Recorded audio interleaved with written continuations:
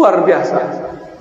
Maka kelompok-kelompok ekstrim Mujassimah yang menjisimkan Allah menuduh Abu Dzar dengan kata laknat, laknatullah ala Abi Dzar. Jadi dari dulu ahli hadis yang ahlu sunnah sudah disesat-sesatkan, seperti mereka juga menyesatkan kita hari ini.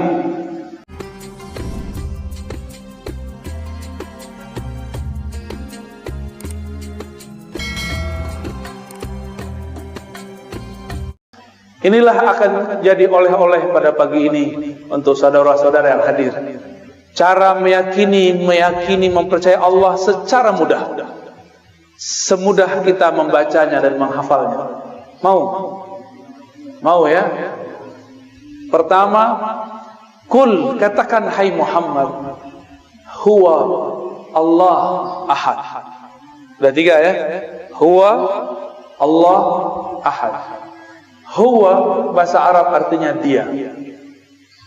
Biasanya kata dia disebut sebagai kata ganti ketiga, digunakan pada kalimat kedua. Tapi sekarang atau pada kata-kata kedua, yaitu kata ganti setelah ada nama yang jelasnya. Ahmad membaca buku, titik, dia mau ujian. Dia ditulis setelah Ahmad, sekarang dibalik. Kul huwa Allah ahad. Katakanlah hai Muhammad, dia dulu Allah ahad. Apakah Allah salah?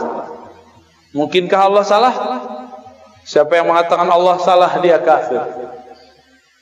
Apakah Nabi Muhammad lupa?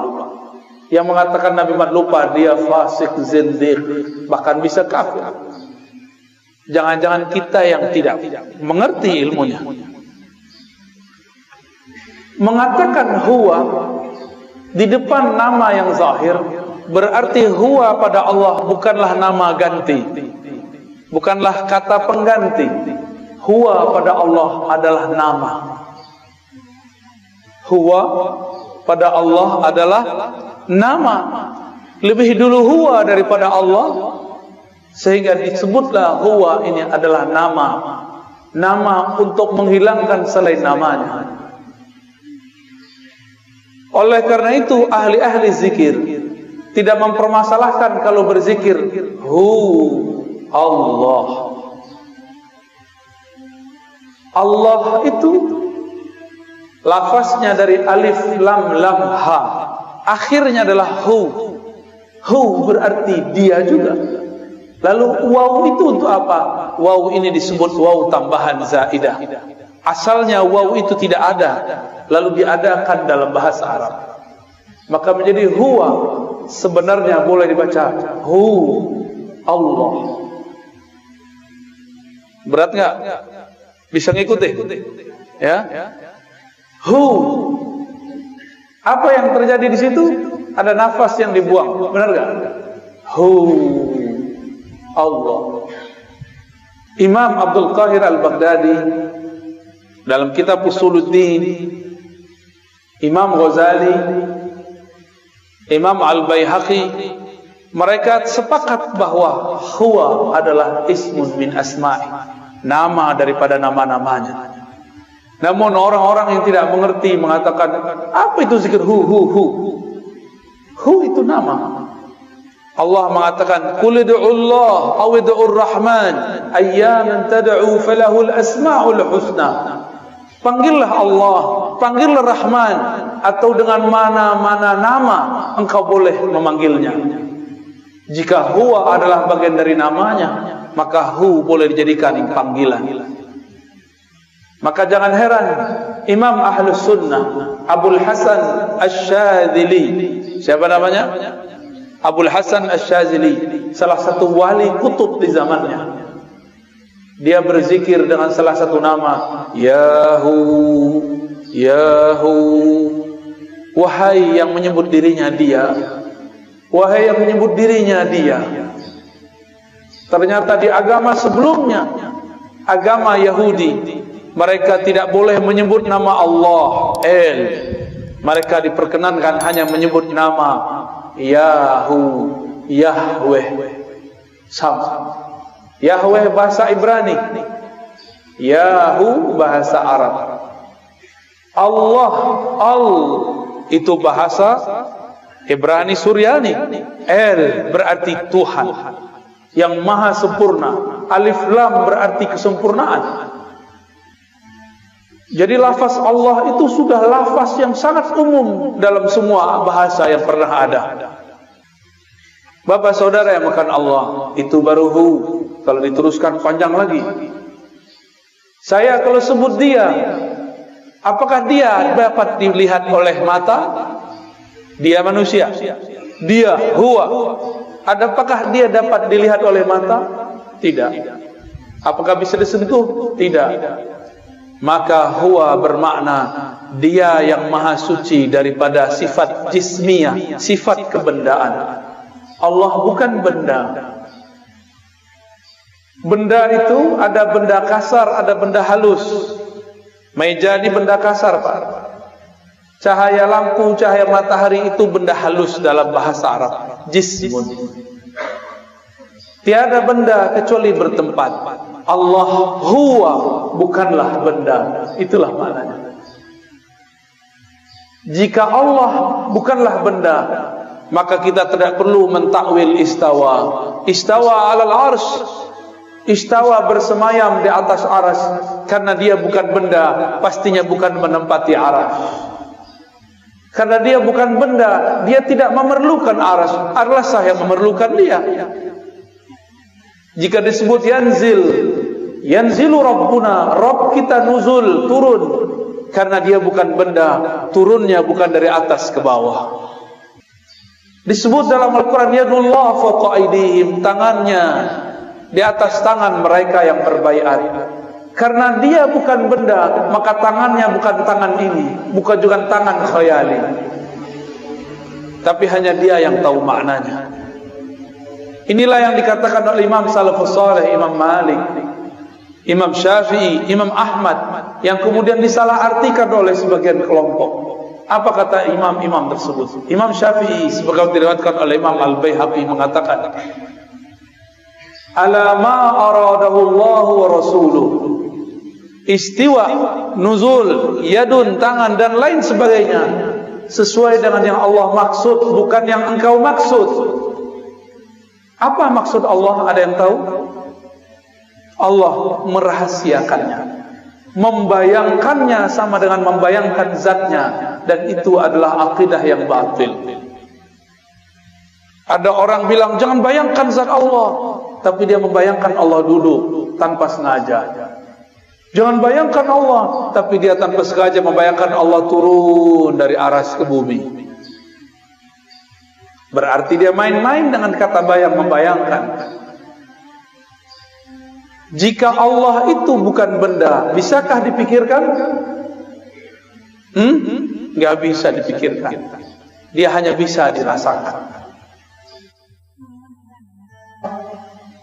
Berat nggak? Baru pagi-pagi udah digoreng nih otaknya nih. Tapi ruhnya senang banget. Makanya nggak tidur kan? Padahal ngantuk tuh. Itu jiwanya senang sekali itu. Ini yang aku cari. Baru huwa Allah. Allah itu ada alif lam. Alif lam pada Allah itu artinya Sang Maha Sempurna, pemilik semua kesempurnaan. Sang Maha Indah, pemilik semua keindahan. Itu mana dari Allah. Allah. Dan orang kalau baca Allah, apa yang terjadi? Mulutnya kebuka nggak? Nafasnya keluar. Maka orang-orang yang sering baca ya Allah, bebannya akan hilang. Bebannya akan ringan. Karena Allah lepaskan dengan namanya. Tiadalah nama Allah masuk pada suatu kolbu, melainkan kolbunya lebih bercahaya dan berkualitas. Kolbunya menjadi berat jika dihisap lebih berat dari langit dan bumi. Makanya kolbu-kolbu wali-wali Allah dipenuhi dengan namanya Allah. Nafasnya dipenuhi namanya Hu. maka tiada lagi dalam diri orang ini. Dari nafas sudah ada hu, dalam darahnya sudah ada Allah, lafaz Allah. Kalau demikian, maka syaitan tidak dapat mengganggunya. Meskipun tubuhnya bisa dikuasai, tapi kalbunya menjadi singgasana Allah Subhanahu wa ta'ala. Allah di dalam surat Luqman dikatakan, wala in sa'altahum man khalaqas samawati wal ard la yaqulunna Allah. Jika engkau bertanya kepada orang-orang kafir, orang-orang musyrik, maksudnya musyrik Makkah, siapakah yang menciptakan langit dan bumi? Mereka akan menjawab Allah. Berarti musyrik Mekah pun tahu bahwa pencipta langit dan bumi adalah Allah. Mereka sekedar tahu, tapi pengetahuannya tidak sempurna, maka dibatalkan di belakang. Qul alhamdulillah, katakanlah syukurlah kalau begitu. Bal aktsaruhum la ya'lamun. Tapi sebenarnya mereka enggak mengerti. Sayang, ayat ini untuk orang kafir dan musyrik, tapi oleh kawan kita sebelah digunakan untuk orang sesama muslim. Mereka mengatakan para sufi, para orang-orang Asy'ari sama akidahnya dengan orang musyrik, percaya Allah pencipta tapi tidak menyembahnya. Maka jangan heran nanti kelompok-kelompok ekstrim ini sekarang sudah mengatakan sufi agama baru. Mereka menuduh Asy'ari sebagai kelompok-kelompok yang sesat, menyesatkan. Mereka akan menyebut selain kelompok dia sesat, padahal mereka kelompok kecil tapi suaranya sangat berisik. Dulu pendiri-pendiri gerakan besar di dunia, pendiri Nahdlatul Ulama, Tarbiyah Islamiyah, Muhammadiyah di Indonesia, semuanya adalah orang yang berakidah Asy'ariyah, meyakini sifat 20. Pendiri Wasliyah, Al-Khairat, NW Nahdlatul Watan, Matali'ul Anwar, semuanya berakidah Asy'ariyah. Ahlus Sunnah wal, tiba-tiba mereka sekarang bilang Asy'ari bukan Ahlus Sunnah. Al-Azhar Ahlus Sunnah, Asy'ariyah, langsung ditulis.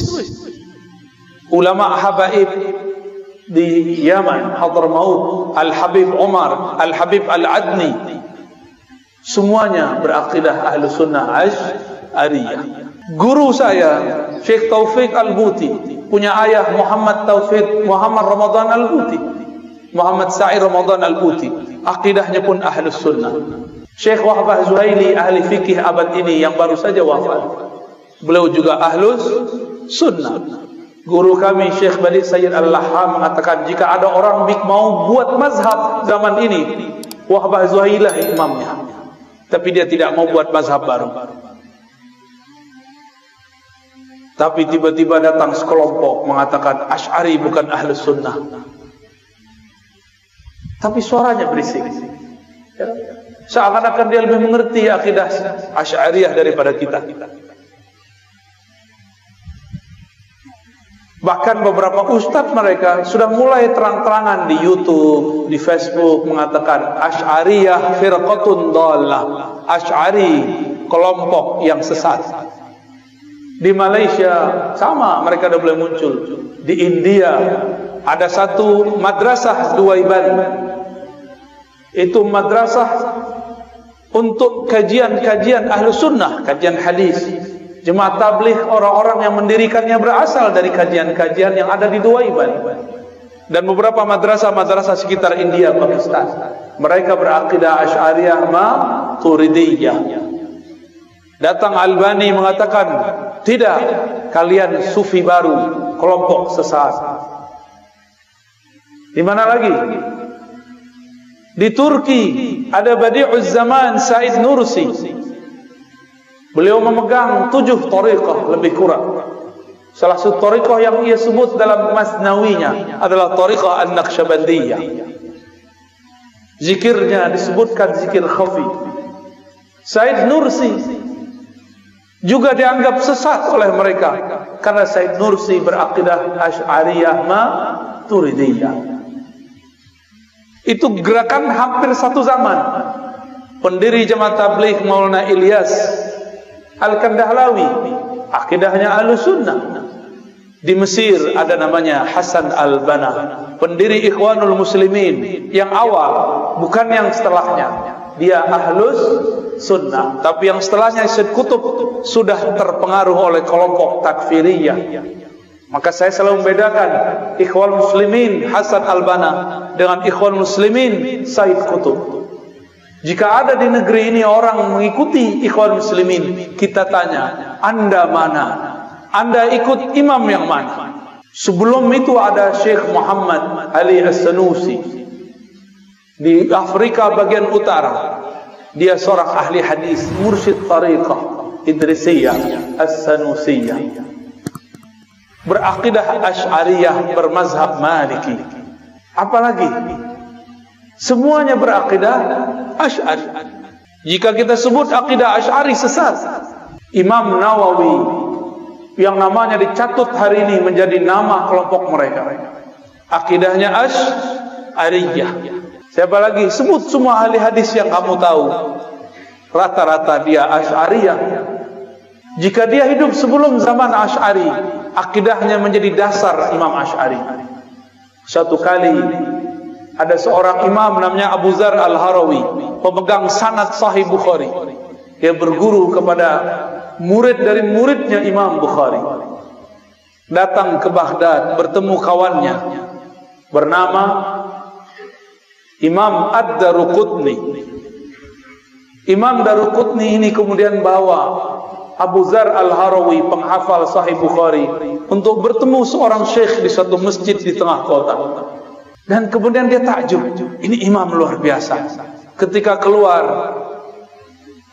Imam Daruqutni ngasih tahu, tahukah kamu wahai Abu Zar ahli hadis, bahwa yang tadi ngajar itu adalah Al-Baqillani. Siapa Baqillani?